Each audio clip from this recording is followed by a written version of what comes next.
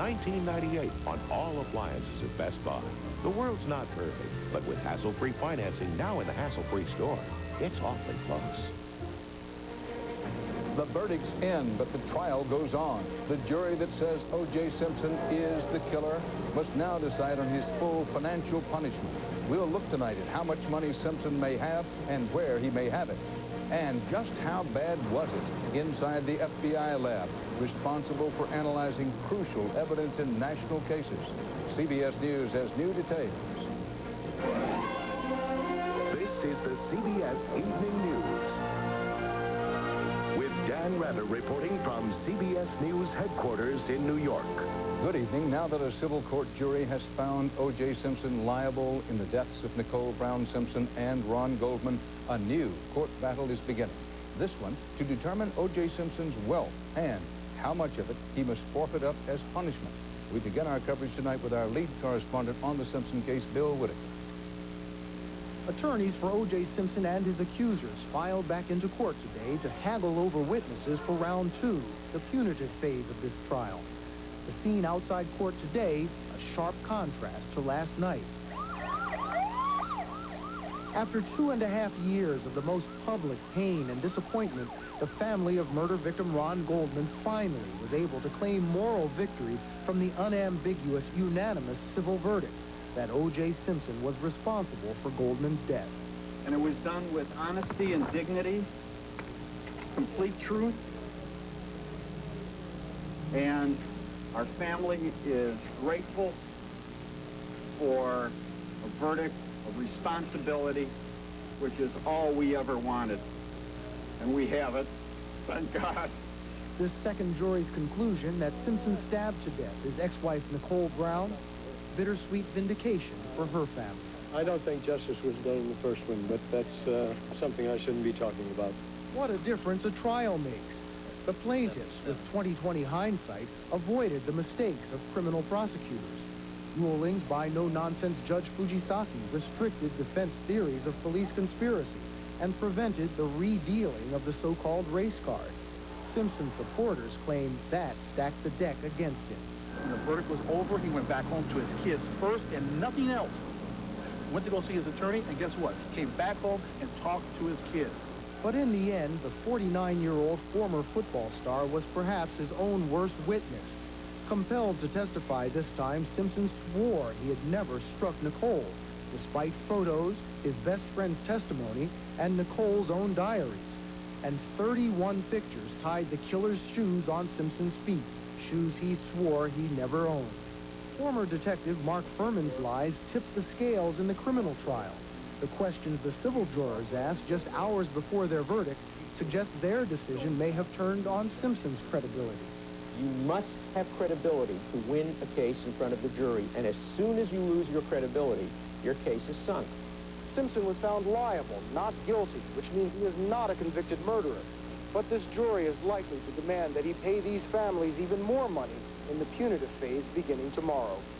Bill Whitaker, CBS News, Santa Monica. Keep in mind that the jury has already awarded Ron Goldman's father and mother $8.5 million in compensatory damages for the loss of their son. How much more might Simpson be ordered to pay the plaintiffs? Correspondent Sandra Hughes is following that part of the story. The $8.5 million award was more than most people thought the Goldman family would ever get.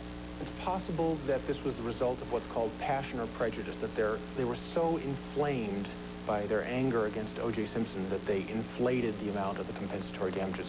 Just to pay these compensatory damages, Simpson may be forced to sell his home at a possible profit of $2 million, and his mother's home in San Francisco, which he owns.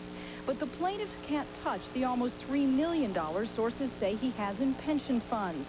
Retirement funds are generally exempt from civil judgments.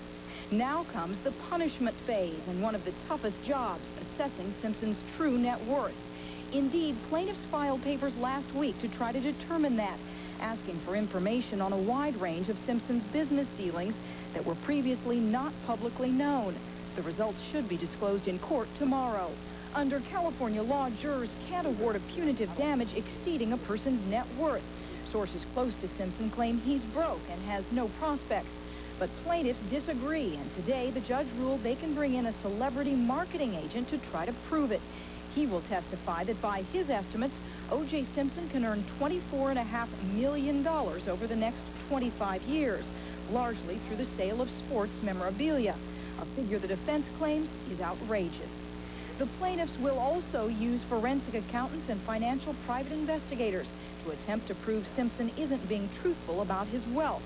Private Eye Gerald Thompson has traced funds all around the world in dozens of cases like this. We want to paint this person out to be a fraud, a liar, and make him not be liked or her liked by the jury. If Simpson appeals, he'll have to come up with even more cash, a bond of 1.5 times the amount of the final judgment, if he wants to keep from paying the plaintiff until the appeal is complete. And in this type of case, bankruptcy can't protect him. Sandra Hughes, CBS News, Los Angeles. Our CBS News legal consultant, Laurie Levingston, is one of the world's experts on the Simpson trials. She was back in court today for the next round of legal battles. Laurie, what was the mood in court today?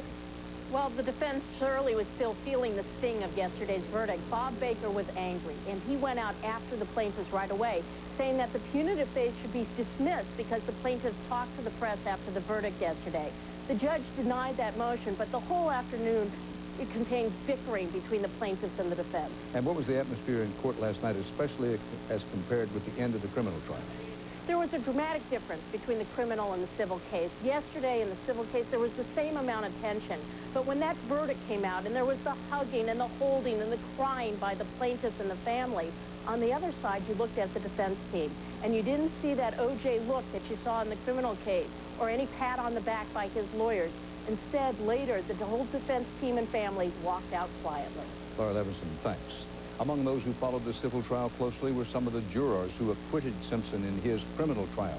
Anise Aschenbach told 48 Hours correspondent Bill Lagatuda that if she had seen what the civil court jurors saw, she would have voted to convict Simpson.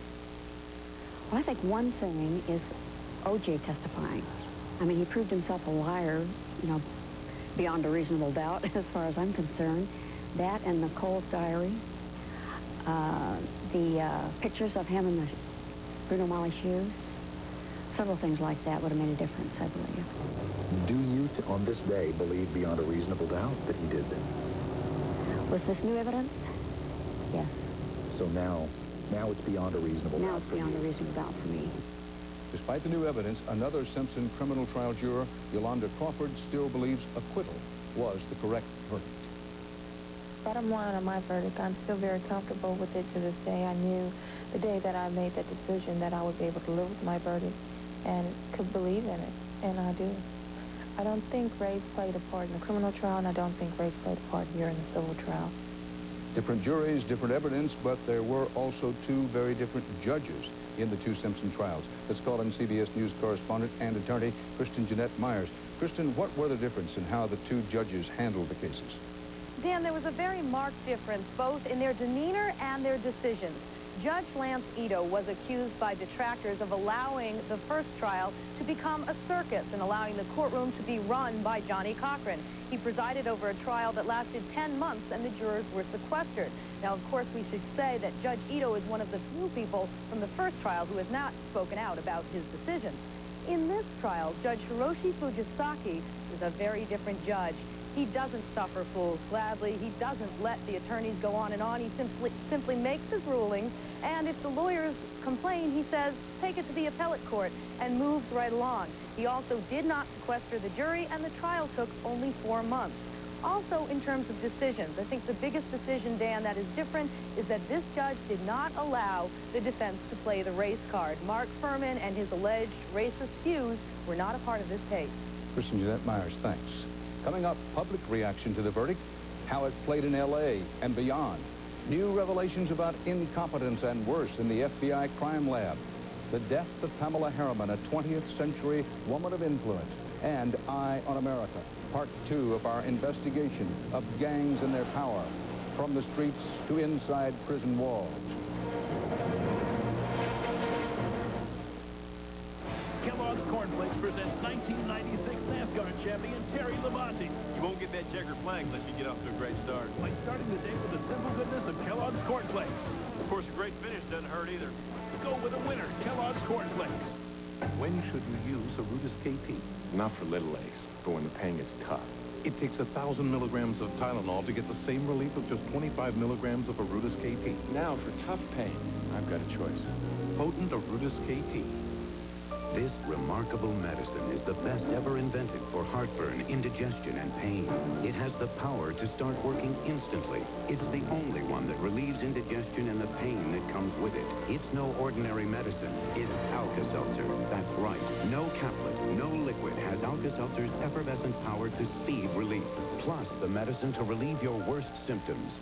Alka-Seltzer, the best medicine for heartburn and pain. Try great-tasting cherry, too. America did not follow the second Simpson case as closely as the first, but when word got out last night that a verdict had been reached, millions were riveted to their televisions, waiting to hear it. And while reaction to the verdict has been more muted than last time, Gary Bowen reports, nonetheless, that some people believe it highlighted again racial divisions in this country. They danced in the street in Santa Monica last night. Thank you for your call. And burned up the phone lines to Black Talk Radio.